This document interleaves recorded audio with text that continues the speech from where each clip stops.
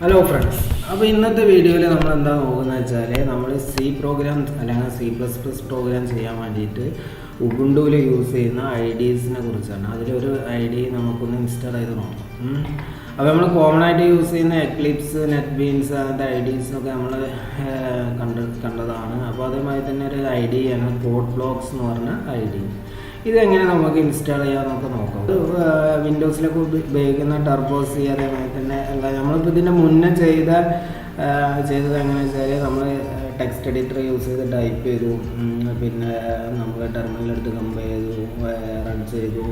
അപ്പോൾ ഇത് വെച്ചിട്ട് എങ്ങനെ നമുക്ക് അതൊക്കെ ചെയ്യാൻ നോക്കാം. നമ്മളിപ്പോൾ വിൻഡോസിൻ്റെ അകത്ത് ടർബോസിയിലൊക്കെ നമ്മൾ നേരിട്ട് പ്രോഗ്രാം ചെയ്തു, റൺ ചെയ്തു, എറേഴ്സ് കണ്ടു, കമ്പൈൽ ചെയ്തു. അപ്പോൾ അതുമാതിരി എങ്ങനെ നമുക്ക് ചെയ്യാൻ നോക്കാം. അപ്പോൾ അതിനായിട്ട് നമ്മൾ CodeBlocks എങ്ങനെ ഇൻസ്റ്റാൾ ചെയ്യാൻ നോക്കാം. അപ്പോൾ ഫസ്റ്റ് നമുക്ക് എങ്ങനെ ഇൻസ്റ്റാൾ ചെയ്യാം. അപ്പോൾ നമുക്ക് കമാൻഡ് ലൈൻ യൂസ് ചെയ്ത് വേണമെങ്കിൽ ചെയ്യാം, അല്ലെങ്കിൽ സോഫ്റ്റ്വെയർ സെൻറ്റർ എന്ന് പറഞ്ഞ ഓപ്ഷൻ യൂസ് ചെയ്ത് ചെയ്യാം. നമുക്കിപ്പോൾ ടെർമിനൽ യൂസ് ചെയ്തിട്ട് നമുക്ക് ചെയ്ത് നോക്കാം.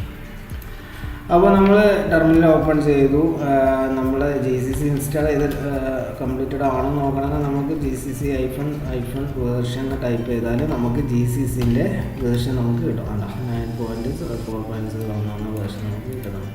നമുക്ക് ഇൻസ്റ്റാൾ ചെയ്യണമെങ്കിൽ നമ്മൾ ലൈൻ കോപ്പി ചെയ്യാം, അവിടെ പേസ്റ്റ് ചെയ്യാം. sudo apt install CodeBlocks എന്ന് പറഞ്ഞിട്ട് നമ്മളിവിടെ കൊടുക്കുക. നമ്മൾ ഓൾറെഡി റൂട്ടിൽ ലോഗിൻ ചെയ്തതാണ്, അതുകൊണ്ട് ഇവിടെ റൂട്ട് വന്നിട്ടുണ്ട്.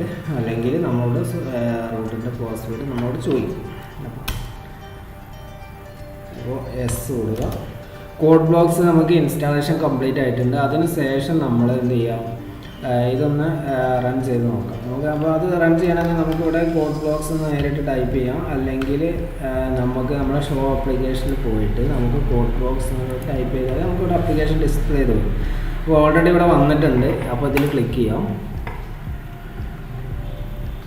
അപ്പോൾ ഇതാണ് നമ്മൾ CodeBlocksൻ്റെ ഐഡി വരുന്നത്. അപ്പോൾ ഇതിൻ്റെ അകത്ത് ഫയലുണ്ട്, എഡിറ്റ് ഉണ്ട്, നമ്മൾ സാധാ മെനൂസൊക്കെ എല്ലാ സംഭവങ്ങളും ഉണ്ട്. ബിൽഡ് റൺ ചെയ്യാൻ വേണ്ടിയിട്ട് ബിൽഡ് ചെയ്യാം, റൺ ചെയ്യാം, അങ്ങനത്തെ കാര്യങ്ങളൊക്കെ ഇവിടെ വരുന്നുണ്ട്. അപ്പോൾ നമുക്കൊരു പുതിയ ആപ്ലിക്കേഷൻ ക്രിയേറ്റ് ചെയ്ത് നോക്കാം. പ്രൊജക്റ്റ് ക്രിയേറ്റ് ചെയ്യാൻ ന്യൂ പ്രൊജക്റ്റ് എന്ന് കൊടുക്കാം. അതിൽ നമുക്ക് ഏത് ടൈപ്പാണ് വേണ്ടത് വെച്ചാൽ നമ്മളിപ്പോൾ ഫസ്റ്റ് കൺസോൾ ആപ്ലിക്കേഷൻ കൊടുത്തു. അപ്പോൾ അതിൽ ഇവിടെ C ആണോ C++ ആണോ നമ്മൾ സെലക്ട് ചെയ്ത് കൊടുക്കും.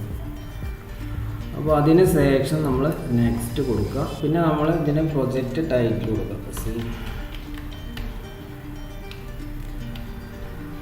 പ്രൊജക്റ്റ് ഇത് വന്നു.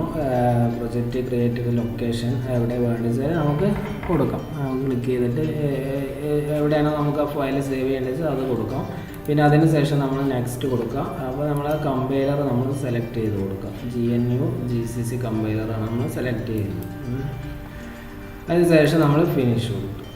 അപ്പോൾ നമ്മൾ പ്രൊജക്റ്റ് ഇവിടെ ക്രിയേറ്റ് ആയിട്ടുണ്ട്. അപ്പോൾ C പ്രോഗ്രാംസ് എന്ന് പറഞ്ഞാൽ അതിൻ്റെ അകത്ത് സോഴ്സിൻ്റെ അകത്ത് main.c എന്ന് പറഞ്ഞിട്ടുള്ള ഒരു സിമ്പിൾ പ്രോഗ്രാം ഇവിടെ ക്രിയേറ്റ് ആയിട്ടുണ്ട്. അപ്പോൾ അത് നമുക്ക് ബിൽഡ് ചെയ്യണമെങ്കിൽ ഇവിടെ നിന്ന് ബിൽഡ് ചെയ്യാം. അപ്പോൾ ഒന്നും ഇവിടെ കാണിക്കുന്നില്ല. ഇവിടെ എറേഴ്സ് 0 വാണിങ് അങ്ങനത്തെ കാര്യങ്ങളൊക്കെ പറയുന്നത്. റൺ ചെയ്യണമെങ്കിൽ നേരിട്ട് നമുക്ക് ഇവിടെ നിന്ന് റൺ ചെയ്യാം. അപ്പോൾ മറ്റേത് നമ്മൾ ഒരു ഐഡി യൂസ് ചെയ്യാതെ ചെയ്യുകയാണെങ്കിൽ നമ്മൾ സാധാരണ ടെക്സ്റ്റ് എഡിറ്റർ യൂസ് ചെയ്തിട്ട് നമ്മൾ ടൈപ്പ് ചെയ്യുന്നു. അപ്പോൾ നമുക്കിതിൻ്റെ കളേഴ്സും കാര്യങ്ങളൊന്നും കിട്ടില്ല. സാധാരണ ഒരു ടെക്സ്റ്റ് ടൈപ്പ് ചെയ്ത് അതേമാതിരി തന്നെ വരും. നമ്മൾ കണ്ടതാണ്, മുന്നത്തെ വീഡിയോയിൽ നോക്കിയാൽ നമുക്ക് മനസ്സിലാവും.